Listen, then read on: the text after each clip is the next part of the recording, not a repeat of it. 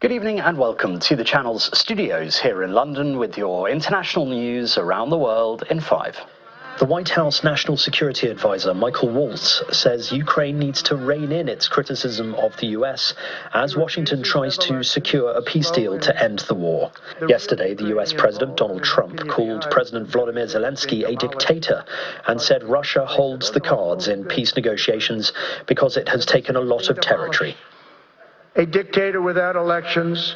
Zelensky better move fast or he's not going to have a country left. Gotta move fast. It comes after Zelensky earlier accused the US president of living in a disinformation space created by Russia. Russia has launched just another attack on Kiev, and our air defense systems are working. And this is one of the signs that contradicts to what President Trump has said, that Russia wants to end the war, and of course that Ukraine have started the war. It is very painful to hear it here in Ukraine, and especially it is painful to have to explain to people who are fighting at the front line, who have lost their loved ones at this war, and who have paid an ultimate price.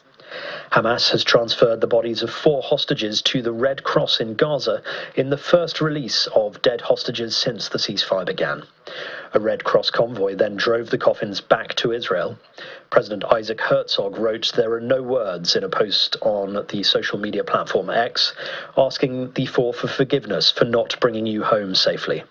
It is the first time the group Hamas has returned captives dead since the ceasefire began last month, with Israel saying it will confirm their identities after forensic examinations. 6 living hostages are due to be freed on Saturday. Everything, drop it! Come on!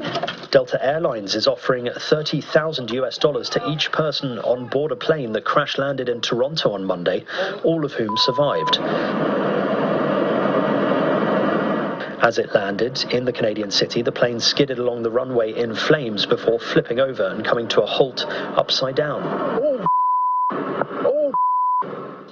Passengers described their amazement as most of them walked away without injuries. It remains unclear what caused the accident, which is under investigation. There were 76 passengers and 4 crew on the flight, which had travelled from the US city of Minneapolis before making its crash landing in Toronto.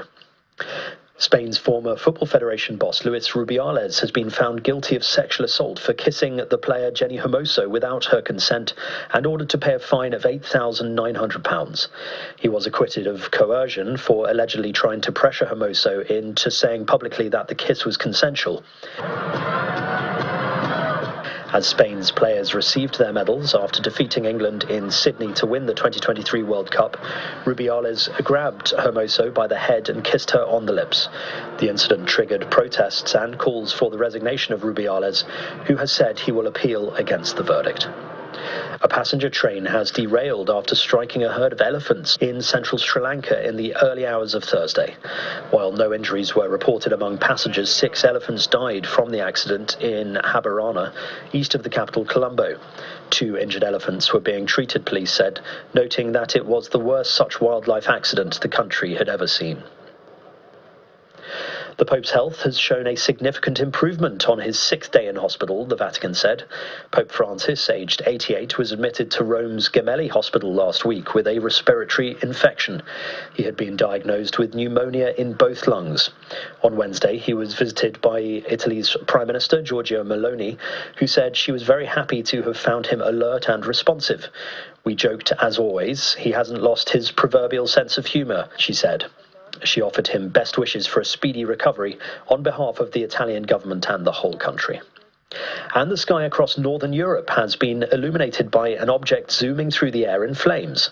The pyrotechnics were in fact caused by a SpaceX Falcon 9 rocket re-entering the Earth's atmosphere.